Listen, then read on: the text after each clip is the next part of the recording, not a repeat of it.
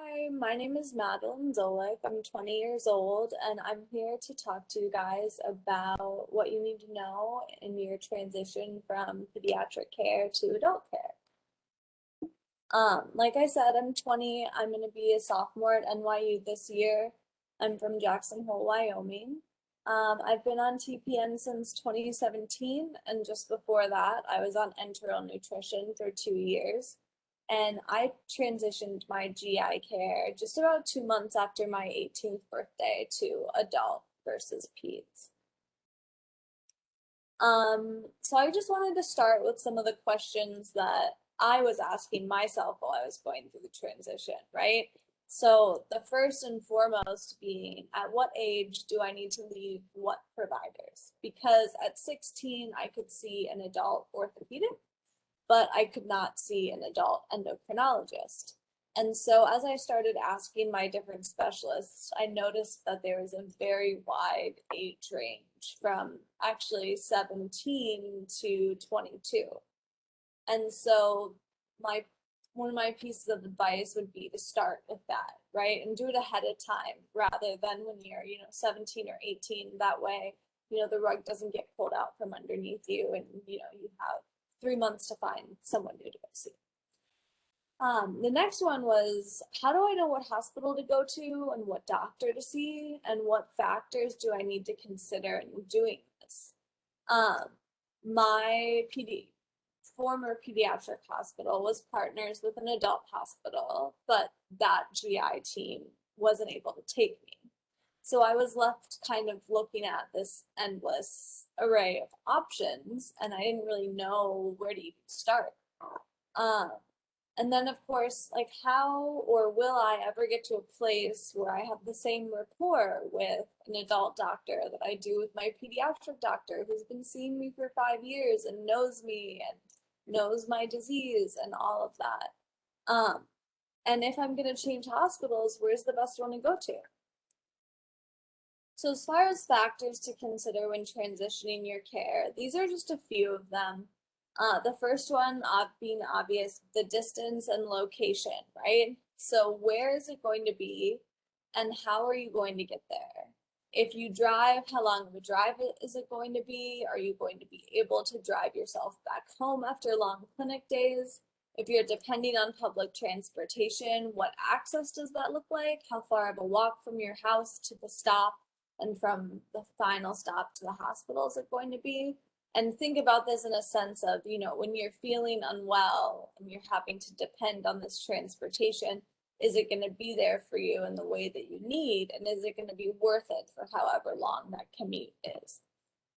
Gender is another thing to think about. When you're at a point where now you're kind of interviewing all new doctors, it might be helpful to ask yourself, like, am I more comfortable around a male physician or am I more comfortable around a female physician? Because those sort of preferences are important when it comes to building trust and a rapport between you and your physician. So if you find yourself more comfortable around females or males, think about that when you're looking for a doctor. The next thing being clinic type. Is this clinic going to be multidisciplinary? So when you go see your GI, you also see your nutritionist and you also see your surgeon and it's one and done? Or are you going to have to find yourself a nutritionist and then find yourself a surgeon and see all three on separate days? And then hospital privileges. Is this doctor a private practice? Are they affiliated with a hospital? That can be a really important factor when you're admitted to a hospital, to be able to have your physician act and prescribe and treat you in the hospital that you're admitted to.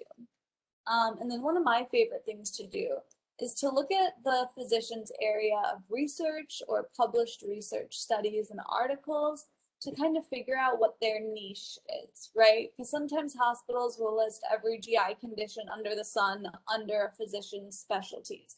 But we all know that that's not really the case. So when you look at their publications, you can kind of see what they're focused on, what they're interested in, and what they've been doing in that field. And you can ask yourself if that sort of information is going to be beneficial to you in your treatment, or if maybe it doesn't fit up with you and you need to find someone else. And then again, that piece of what age will your hospital require you to transition, right? So that kind of really more has to do with the speed at which you're looking for a doctor at a certain period of time.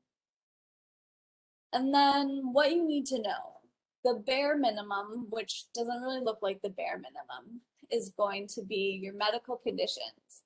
And this includes your diagnoses, your medical devices, your allergies, which is really important.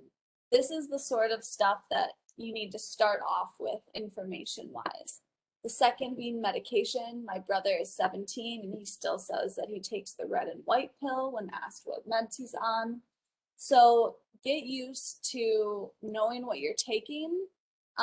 One of the most helpful things that I've done is to make a couple Excel spreadsheets, and one of them is medicine, and it has the medication name, the route of administration, the dosage, when I take it, why I take it, and who prescribes it. And it has that for every single med I'm on. So if I'm going to see a new doctor, if I'm going to the ER, I just open that up, print a couple copies, and hand them out.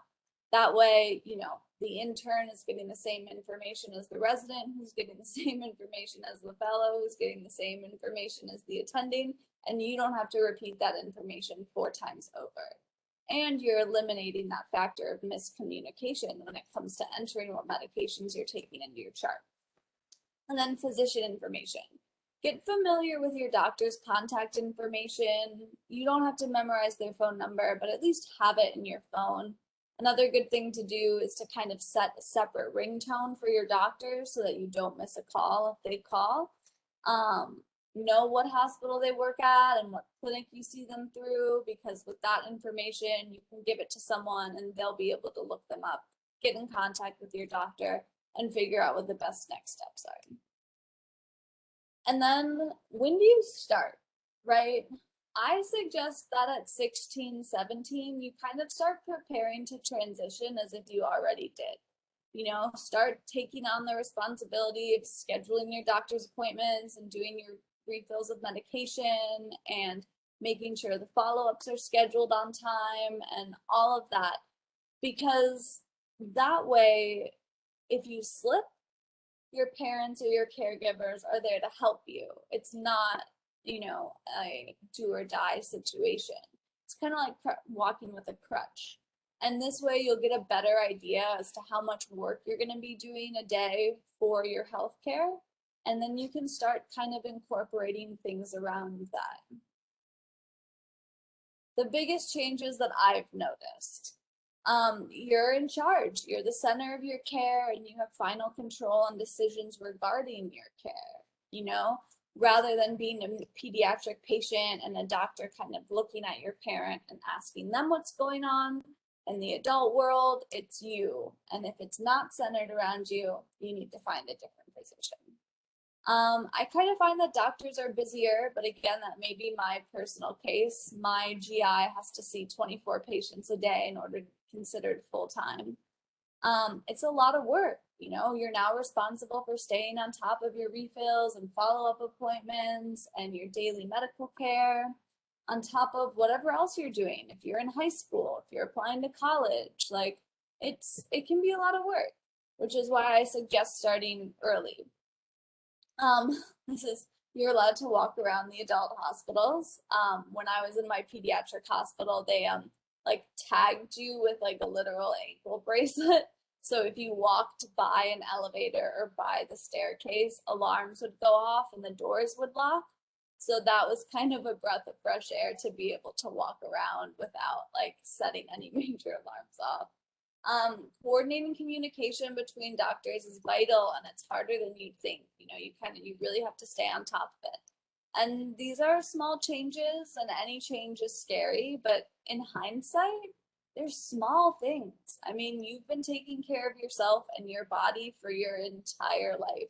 You're the professional. Trust in yourself, trust in your experience, trust in the fact that you've gotten yourself this far, so you are definitely doing something right.